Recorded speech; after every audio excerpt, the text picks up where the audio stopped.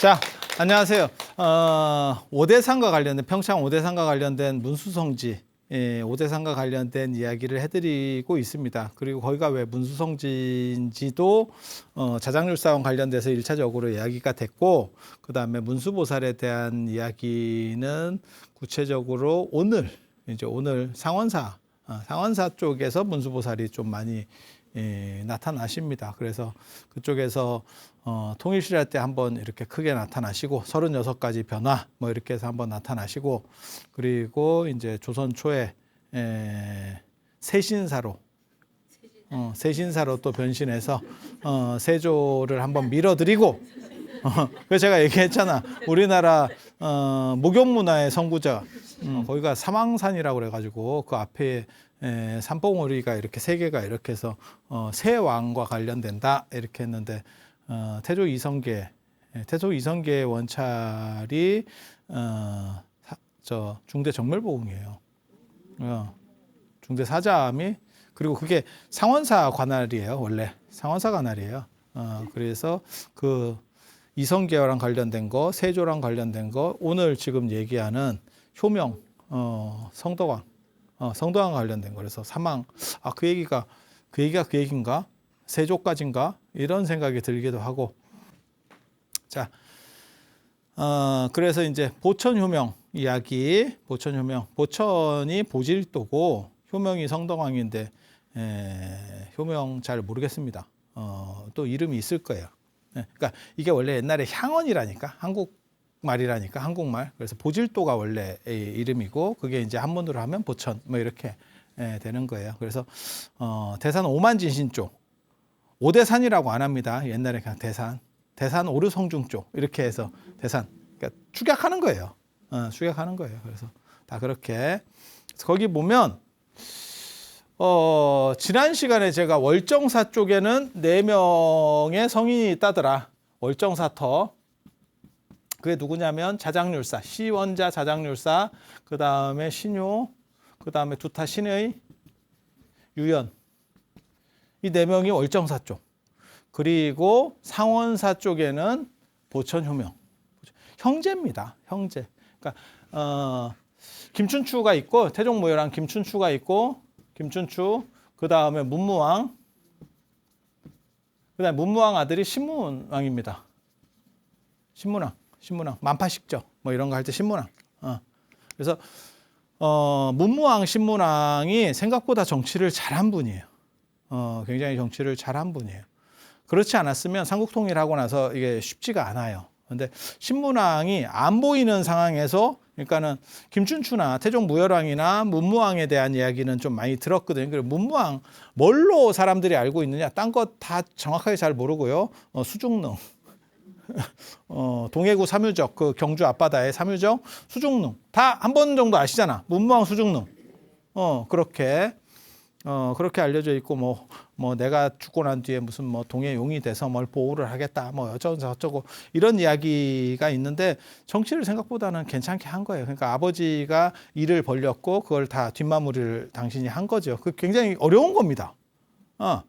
신문왕까지도 잘했어요. 그래서 신문왕이 이제 전제적인 이런 기반들을 다 다지는, 그러니까 신라에서 통일신라로서의 기반을 다져야 되고, 그 다음에 문무왕하고 신문왕이 해야 될 일이 뭐냐면 반대파들을 이렇게 좀 많이, 아마 기록에는 잘 안 나오는데 많이 때렸을 겁니다.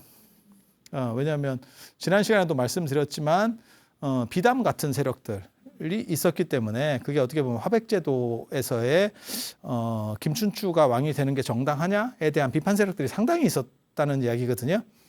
그런데 김춘추 쪽에서 잡은 뒤에 통일전쟁을 일으키는 이유 중에 하나도 뭐냐면, 제가 늘상 얘기하는 게 있어요. 왕권이 불안할 때는 전쟁을 일으켜서 상태 안 좋은 사람들을 계속 전쟁터에 내보내고 죽여간다. 그래서 왕권을 강화시켜간다. 그리고 그 문무왕 때까지 그런 작업들이 어느 정도 됐고, 신문왕 때에는 통일 기반을 다집니다. 그러고 나서 어느 정도 이제 조금 터가 다져지고, 그러니까 조선으로 말하면 이제 세종이나 뭐 이런 정도 이제 좀씩 깃틀이 다져질 때, 그 세종으로서 세종 성종의 역할을 하는 게, 세종 플러스 성종의 역할을 하는 게 이 성덕왕입니다. 우리 성덕대왕 신종할 때 그 성덕왕.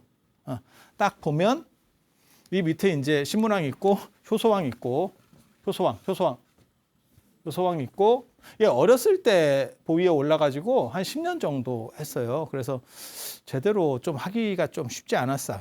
뭐 6세 왕이 올랐다 하는데 정확하게 잘 모르겠습니다.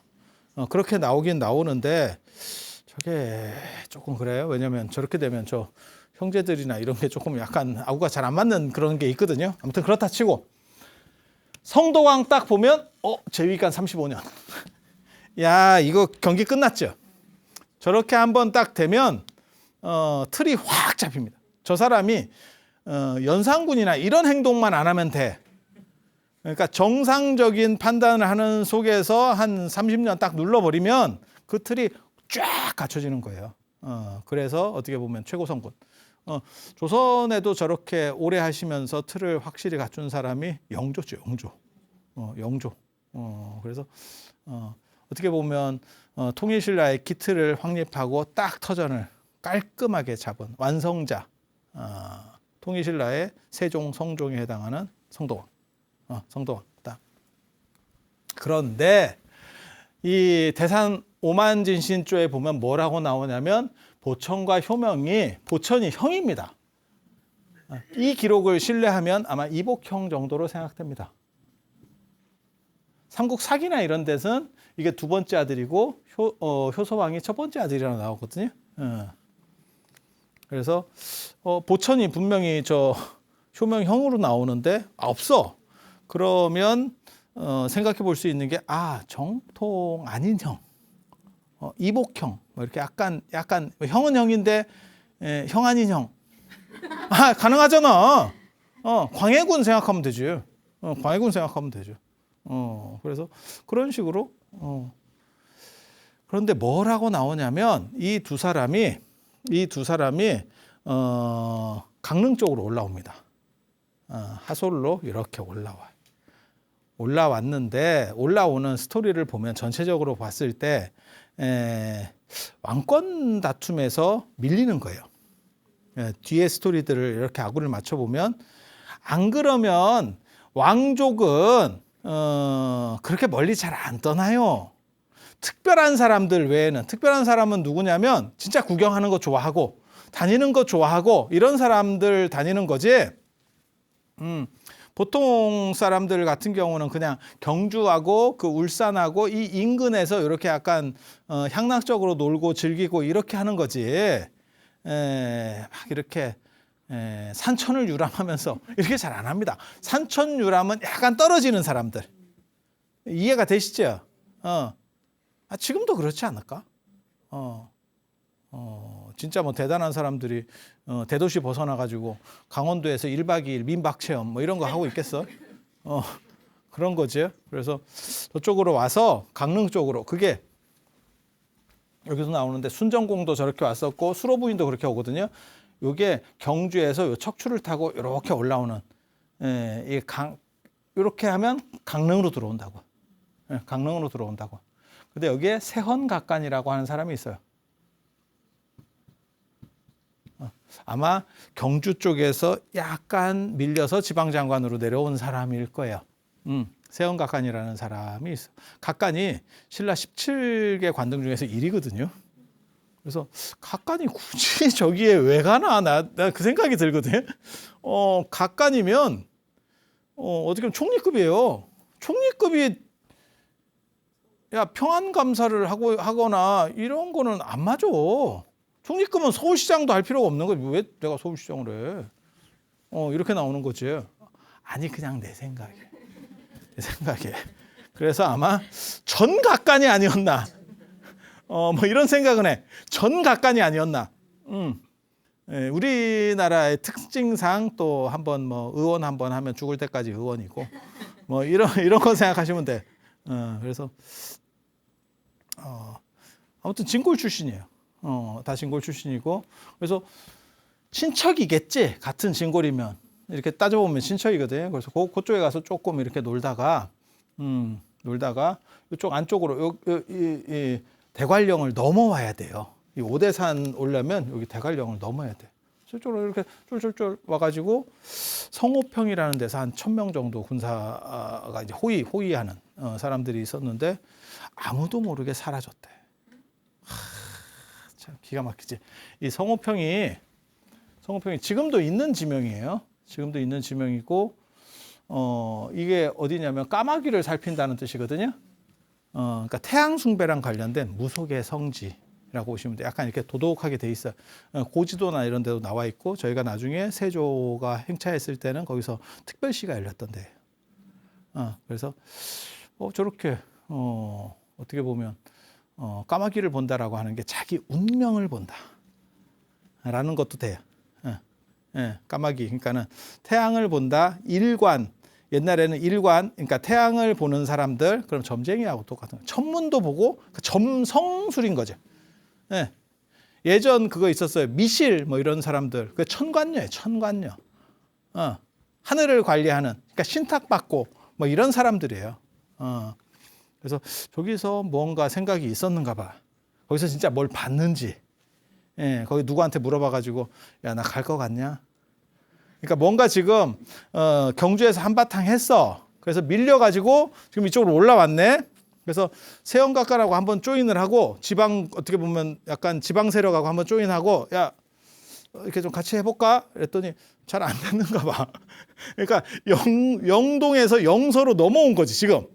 아 이거 아닌가? 세원각하면 생각이 있겠지. 저쪽에 줄 섰다. 아닌 것 같다. 아닌 것 같다. 이해가 되십니까? 그래서 뭔가 이렇게 삐그러졌는가 봐. 그래서 넘어왔어. 그냥 생각해 보면 그런 거예요. 그때 오대사는 진짜 약간 원시림 같은 그런 상황. 그리고 오대산 바로 앞에 그 성호평이 있어. 저게. 그리고 원래 오대산이 거기 약간 신선들 있는 데라니까. 불교 들어오기 전에는 신선 사상이 있던 데예요. 그래서 거기서 도사가 나중에도 이제 상당 한무회가 거기서 무슨 뭐 연단을 해서 뭐 신선이 된다는 둥 뭐 어떤 썰들이 있고 그 저쪽에 넘어가면 청학동이 있고 검승전 칼을 타고 다니는 또 검선 이 신선들이 있어요. 그런 사람들 이야기도 그 동네에서 나와. 그리고 오대산 중대가 풍로봉, 지로봉 이래가지고 거기서 연단하는 곳이에요. 단약 만들고 뭐 이런 다 그런 썰들이 있어. 그래서 저게 약간 무속의 성지 그런 데였는데 나중에 불교가 어떻게 보면 이제 먹어 들어가는 거죠. 불교 확장되면서. 그래서 거기에 이제 왕자들이니까 한 1,000명을 이렇게 데리고 있었는데 자고 났는데 밤에 야반 도주를 한 거야. 이 두 사람이. 그래서 아침에 일어나니까 신하들도 못 찾겠대. 이 사람 어디 갔어? 그 얘기는 뭐냐? 믿을 놈이 하나도 없었구나. 얼마나 지금 위험한 상황이구나. 그렇게 해서 오대산으로 쭉 도망와가지고 어디에 살아야지? 라고 했더니 내가 어디에 살아야지? 라고 했더니 푸른 연꽃이 나와 있더라. 그게 문수보살의 어떻게 보면 가피야. 푸른 연꽃이 문수보살의 상징이거든요. 그래서 보천이 살 데를 보천함이라 그래요. 그리고 거기서 한 600봉가 떨어진데 또 효명이 푸른 연꽃을 또 봐요. 그 당시엔 푸른 연꽃이 자주 나왔어. 지금도 이렇게 감흥하면 나와. 푸른 연꽃이 땅에서 거기다 집을 짓고 이렇게 딱 살았더니 두 형제가 따로따로 살았어. 한 600보 정도 떨어져 가지고 이렇게 600보 정도면 한 400m 정도 되나? 몰라 한 500m 되나? 뭐 모르겠어요. 그 정도 거리에서 이렇게 서로 이렇게 의지하면서 살았대. 그리고 저 신하들은 못 찾고 경주로 내려갔대. 그러니까 위로 올라왔어도 다 내 세력도 아니었던 것 같아. 그래서 그런 상황에서 이제 끈 떨어진 연으로 왕족이 끈이 떨어지면 더 위험해요. 이게 이렇게 될 수 있거든. 보통 사람은 끈 떨어지면 그냥 고생만 하고 끝나는데 여차하면 이거거든. 그러니까 숨는 거거든. 지금 원시림 속으로 들어오는 거거든. 일단 살고 보자. 그렇게 해서 이게 진기하다. 이제 좀 답답했겠지. 속이. 그 답답할 때 오대산 5봉우리를 이렇게 딱 보니까 거기에서 불보살님들이 쫙 나타나더래. 야, 그 진기하지. 그래서 동대에는 동대가 동쪽 봉우리. 동쪽 봉우리에서는 관세음 보살이 1만 분이 나오고 떼거리로 나옵니다. 떼거리로 막 이렇게 나오는 거야. 남대에서는 그 다음에 지장보살님이 1만이 나오고 서대에서는 여기가 대세지보살이 또 1만이 나오고 북대에는 미륵보살이 1만이 나오고 중대에서 문수보살이 1만이 나옵니다. 그래서 이거를 5만이라 그래. 5만. 그래서 5만 진신이라고 하는 거는 진짜. 5만의 진짜. 요렇게. 요렇게. 그리고 지금 상원사학을 옛날에 진여원이라고 그랬거든요. 그 진여원 자리에 인시가 언제냐면 자시가 11시부터 1시, 그 다음에 1시부터 3시가 축시, 3시부터 5시까지가 인시입니다. 인시에 문수보살이 나타나는데 문수보살이 그냥 나타난 게 아니고 36가지 변화로 나타난다. 저 인시가 뭘 의미하는 거냐면 저게 새벽 예불 시간이에요. 새벽 예불 시간이에요. 그래서 36가지로 변신한대. 근데 나타나서 막 이렇게 변신을 하는 게 아니고 36가지 다른 모습으로 보인대. 근데 그 중에서 금 얘기가 제일 많이 나와요. 그래서 뭐뭐뭐로 나오냐? 그러면 36가지 쭉 있는데 금으로 된 북, 금으로 된 종, 금강저 나옵니다. 금강저. 금강저. 그다음에 금비녀. 금비녀는 뭐요? 금옹기. 금으로 된 단지. 금까마귀, 금봉황, 금으로 된 다리. 이 다리 말고 걸어 다니는 다리. 예, 이렇게. 예. 성수대교 이런 거. 그 다리. 문수보살이 멀리 이렇게 변화했다도 아니고 그냥 저렇게 변화했대. 그리기 되게 어렵대. 그래서 쉬고 있어요. 쉬고 있어. 그렇게 변화했대. 그래서 상원사에서 보고 그 다음에 저 오대에서 보고 이 두 가지를 보는 거예요. 그래서 여기에 차를 공양 올린다는 게 있어요. 오대천에 흐르는 그거를 우통수라고도 하고 동중수라고도 하거든요. 서대에서 나오는 물이 우통수가 아니에요. 그 계곡을 흐르는 물이 동중수, 그러니까 계곡물이에요. 그 물이 굉장히 좋은 겁니다. 그 물을 계속 마시면 다이어트를 할 수는 없어. 하지만 몸이 가벼워지는 효과가 있어. 살이 빠지는 건 아닌데 몸이 가벼워져. 그래서 나중에 날아다닌다. 아니야, 기록이 그렇게 나와. 근데 얼마를 먹어야 된다라고 얘기하면 50년이에요. 그래서 이게 될까 싶은 생각이 조금 들긴 하는데 그렇게 나와. 그렇게 나와. 그리고 그 물로 차를 달여서 공양을 올렸다. 이게 차의 이야기는 굉장히 중요한 겁니다. 그러니까는 구화산에 우리나라 신라에 김지장 스님이 가셨을 때도 차얘기가 나오고 사천성의 그 무상스님, 정중사 무상스님에게도 차얘기가 나오고 여기도 차이가 나오는 게 그러니까 신분이 어느 정도 이상 되는 귀족들은 다 차를 갖고 다닌다니까.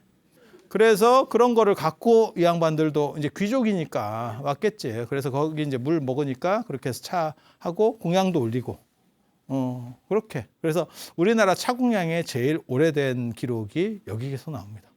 그러니까 차를 재배하고 이런 거는 뭐 쌍계사라든지 뭐 지리산이라든지 뭐 화엄사 쪽이라든지 구례나 이런 쪽에 이렇게 돼 있어요. 그거는 흙이 이제 모래흙이고 약간 자갈같이 이렇게 물 빠짐이 좋고 그다음에 습기가 있는 데가 습도가 이렇게 좀 많은 데가 차 재배가 좋아요. 물 빠짐이 좋고 그다음에 약간 습한 쪽이 좋아.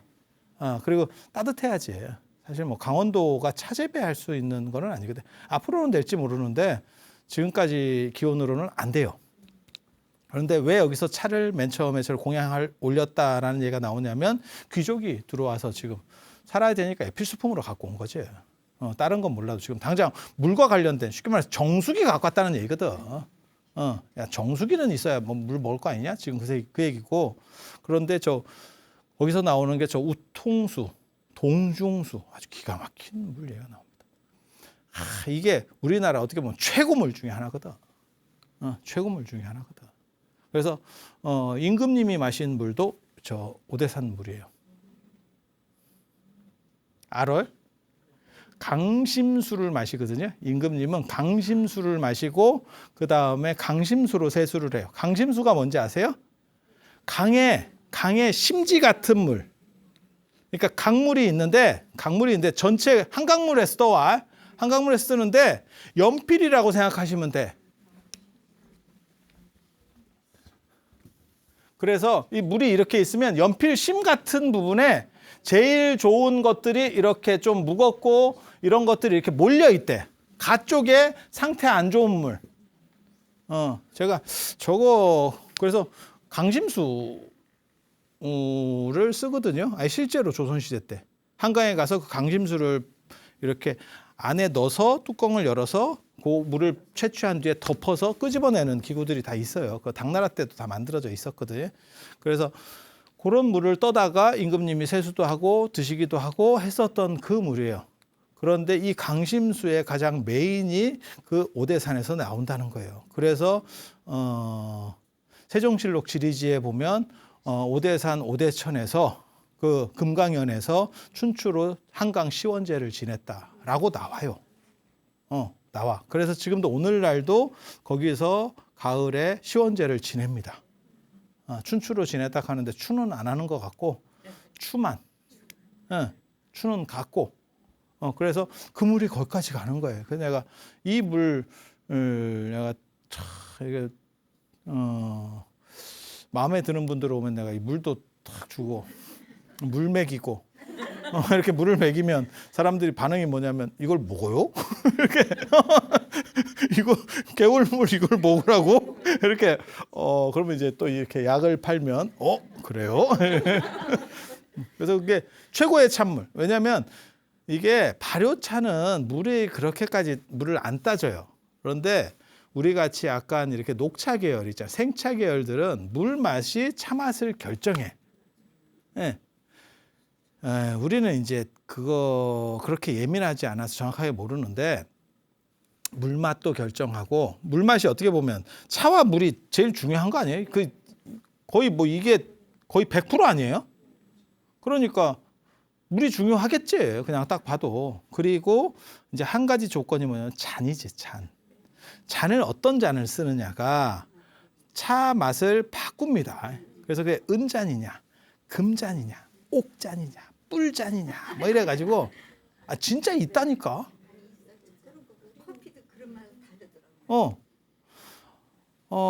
그런 걸 느낄 정도면 아직은 젊은 겁니다. 아직 젊으신 거예요. 왜냐하면 그 맛차별이 좀 미세하거든요. 근데 이렇게 좀 구분 잘 하시는 분들 보면 금잔이나 은잔에 먹으면 훨씬 부드럽다. 술 마시는 분도 그 얘기를 하세요. 차만 그 얘기를 하는 게 아니고 술도 잔에 따라서 맛이 달라진다. 그 얘기를 해. 그러니까 거기에 이제 조금 섞이겠지, 성분들이. 그러지 않을까? 네. 아니야, 섞이는 거야. 조금씩 그 성분이 들어가는 거야. 네. 그래서 은이나 금으로 먹으면 순해진대. 네, 순해진대. 그래서 여기에 이제 상원사가 나중에 들어서게 되는데 그 36가지 변신했다는 여기에 상원사가 들어서는데 사건은 그렇게 급반전합니다. 저 효소왕이 뭘 어떻게 했는지는 잘 모르겠어. 근데 6살에 왕이 돼가지고 한 10년 해봐야 그렇게 문제 일으킬 거는 없을 것 같은데 그냥 삼국사기에는 6살에 했다고 나와요. 뭐라고 여기 대산 오만진신조에 나오냐면 삼국사기에는 그냥 죽었어요. 병으로. 좀 일찍 죽었어. 그렇게 해서 다음 동생이 왕이 됐고 그게 이제 성덕왕이 되는 거고 그리고 여기서는 대산 오만진신조에는 뭐라고 나오냐면 화백제도에 의해서 국인이 패했다라고 나와요. 그러니까는 쉽게 말해서 내각회의에서 잘린 거야. 근데 이게 잘릴 수 있나에 대한 생각도 사실은 좀 있어요. 왜냐하면 신문왕이 이걸 안정을 시켰는데 저걸 그렇게 쉽게 잘라낼 수 있을까? 라는 생각이 들기는 들어. 그런데 아무튼 잘렸대. 잘려서 그 핏줄 중에 찾다 보니까 이제 보천 효명 중에서 해야 될 것 같다. 이렇게 여기에는 그렇게 나오는 거야. 그래서 신라 사람들이 군사를 보내서 사람들을 보내서 이제 이 근처에 사라졌으니까 그 근처를 다 뒤진 거지. 그랬는데 이 서광이 비치면서 서기가 비치면서 여기 나 있다. 이제 이렇게 된 거지. 그렇게 해서 보천한테는 돌아가자 하니까 나는 수행자로서 살고 싶다. 나는 왕이 되는 것을 원치 않는다. 근데 실제로 보면 왕위 계승권에서 약간 비껴 있었던 것 같아. 예, 그러니까 우리식으로 말하면 약간 효령대군과 비껴야 산다. 비껴야 산다. 이거 아니다. 너 아니다. 너 찾으러 온 거 아니다. 뭐 이랬던 것 같아. 근데 아무튼 여기서는 양보한 걸로 나오고 그래서 저 효명 앞에 가니까 이제 만세를 부르고 해서 왕이 됐다. 그게 그렇게 해서 언제 내려가서 왕이 되냐면 702년이에요. 702년에 왕이 죽고 전왕이 이제 뭐 죽었든지 뭐 패해졌든지 간에 없어졌고 왕위는 비울 수가 없거든요. 그러니까 그 다음 왕을 빠딱해서 올리거든요. 근데 너무 약간 불가사의한 게 이 좀 미스테리입니다. 이 지금 요 통일신라 초기 쪽이 상당히 미스테리가 있어. 이유가 뭐냐면 대산 오만진신조가 미스테리일 수도 있어. 대산 오만진신조가 미스테리일 수도 있어. 역사가 미스테리가 아니고. 왜? 705년에 성덕왕이 내가 왕이 된 건 문수보살과 오만불보살의 가피에 의한 거기 때문에 내가 여기에 다시 참배를 하고 보은을 위해서 참배를 하고 그리고 진여원 상원사를 창건하거든요. 야, 702년에 갔는데 2년에 가서 좀 정신 못 차렸다고 치고 3, 4, 5, 3년 만에 이걸 안정시키고 수도를 떠나서 왕이 강원도까지 온다고? 야, 이게 쉽지 않거든. 보통 저렇게 되려면 한 10년 정도나 안 그러면 피해 숙청이 있으면 가능해요. 피해 숙청이 있으면. 세조는 우리가 기록은 뚜렷하지 않지만 피해 숙청이 상당히 있었던 것 같아. 그러니까 기록에 나오는 것보다 훨씬 숙청 강도가 강했던 것 같아. 그래서 그렇게 오래지 않았어도 평창 상원사에 올 수가 있었던 거예요. 자기가 왕궁을 비울 수가 있는 거야, 수도를. 그거는 싹 죽이면. 근데 말이 그렇지 이게 심성 문제인데 그렇게 죽이는 게 쉽지가 않아요. 적이라도 죽이는 게 그렇게 쉽지가 않아. 만약에 그런 생각을 한다면 어떤 일이 벌어지냐면 과연 3년 만에 자기 체제를 안정시킬 수 있을까? 정상적으로 올라온 것도 아니고 이어서 지금 내가 하고 있는 건데 그런 생각이 좀 들기는 들죠. 근데 705년에 왔대. 그것도 날짜까지 나와요. 음력 3월 4일, 3월 8일, 8월 3일 세 개가 나오거든요. 요거 바뀐 것 같아. 그러면 아마 3월쯤이 아니겠나라는 생각이 들어. 그런데 또 한 가지 드는 생각은 약간 추운데. 약간 추운데. 아직인데 아니 몰라서 그래요. 저 지금도 오대산에 5월에 눈 올 때가 있거든요. 지금도. 근데 예전에는 훨씬 더 추웠어요. 그래서 아직 다 겨울기가 싹 빠지기 전인데 음력 3월이라고 하는 거는 한 지금 양력으로 한 4월 정도 되잖아요. 그냥 대충 계산했을 때 한 4월. 그런데 실제로 저 때는 추울 때요. 자, 그렇게 해서 보훈을 하고 당신은 상원사를 개창을 한 거죠. 상원사 창건. 상원사 창건. 이때. 상원사를 창건을 했어. 그래서 오대산에 상원사가 제대로 된 전로는 먼저 들어오는 거예요. 그래서 사라고 하는 이름을 점유했기 때문에 나중에 큰 절인 월정사가 들어와도 상원사는 그 안에 있어도 계속 삽니다. 계속 사가 유지되는 거예요. 왜? 내가 먼저 있었잖아. 어떻게 보면 그러니까 시작은 월정사 쪽에 자작률사 쪽이 더 빨리 했지만 여기서 더 빨리 했지만 제대로 된 거는 이쯤에 있는 보천 효명이 상원사를 먼저 개창한 거야. 그래서 두 트랩으로 가는 거야. 두 가지로 이렇게 갈 수 있는 거예요. 그리고 저거를 하나로 묶을 수 있는 거는 오대산이라고 하는, 어떻게 보면 오대 문수 성산이라고 하는 개념입니다. 그렇게 되는 거고, 그러면 성덕왕은 갔고 효명은 가서 왕이 됐고, 그래서 돌아와서 다시 절 하나 지어주고, 여기가 대단한 데야 라고 갔어. 형이 보천이 이제 문제거든. 보천은 거기서 계속 살았어요. 그리고 그렇게 산 게 한 50년을 살았다는 거예요. 그리고 그렇게 오래 산 이유가 뭐냐? 우통수를 먹어서. 진짜예요.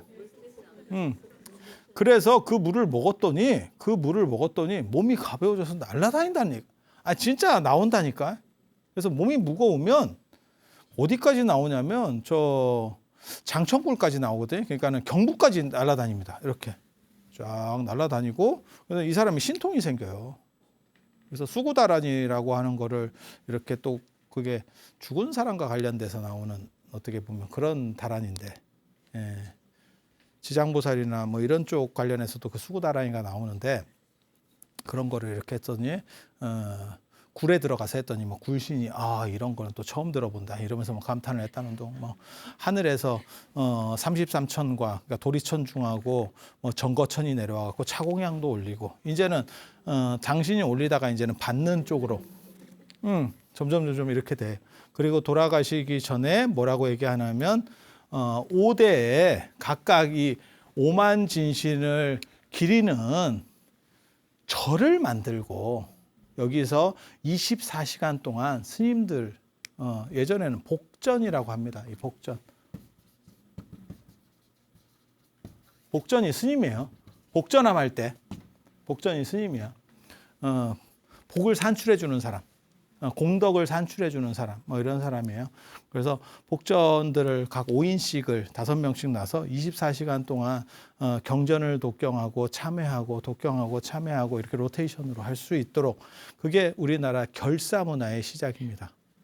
그러니까 우리가 결사하면 진울의 정예결사, 원묘의 백년결사 뭐 이런 것들이 있는데, 그러한 결사 문화의 시작이 여기서부터 시작이 돼요. 여기서부터 시작이 돼. 그렇게 해서 저렇게 하게 되면 국가가 평안해지고 그 다음에 불교가 잘 된다더라 라는 이야기가 있어요. 그래서 국가 예산으로 저거를 지원해야 된다라고 해서 국가 예산에 지원을 받았대. 왜? 그거는 국가를 위해서 에너지를 보충해 주는 역할을 하니까. 그리고 이게 되게 재밌는 게, 그 당시 불교에 여러 파들이 있는데 그러한 파들을 전부 아우르는 거예요. 이게 지금 여러 대승불교들을 하나로 아울러서 이렇게 뭐든지 간에 세력이 강하면 쪼개지거든요. 불교도 굉장히 강력할 때는 여러 파로 다 나뉘어요. 선종도 강하면 뭐 구산선문 하듯이 그렇게 쪼개지는 거고, 끝까지 남았던 게 이제 교종.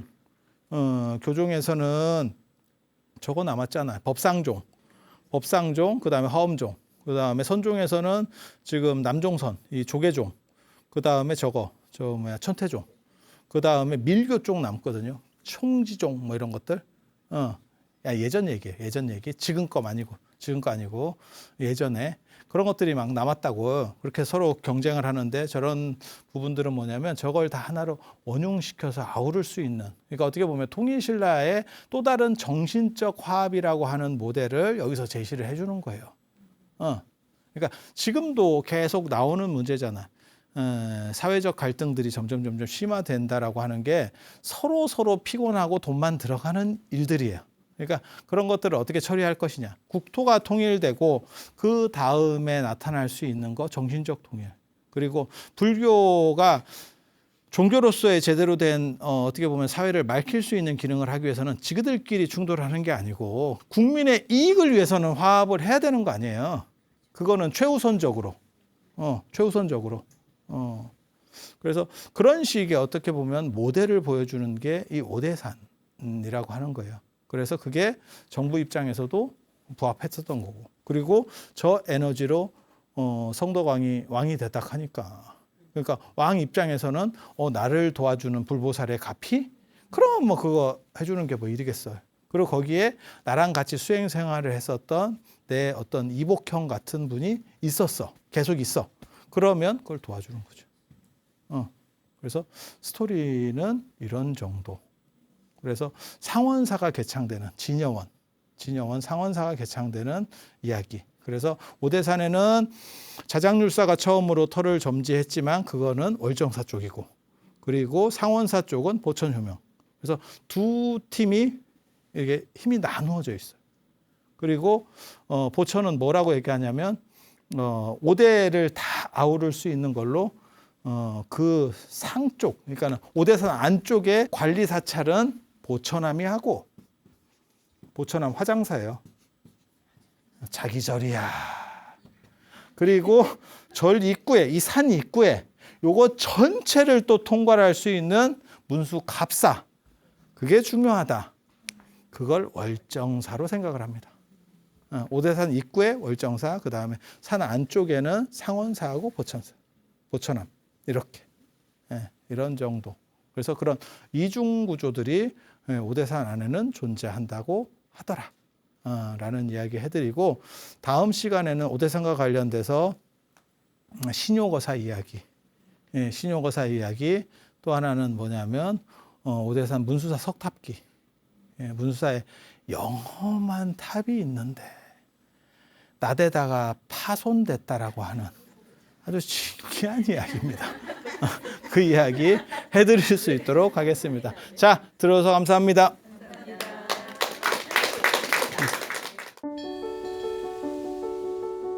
사찰로 들어서면 마음이 포근해집니다. 힘들었던 기억은 내려놓고 나를 찾는 시간을 가져봅니다. 나를 위한 행복 여행 템플스테이로 당신을 초대합니다.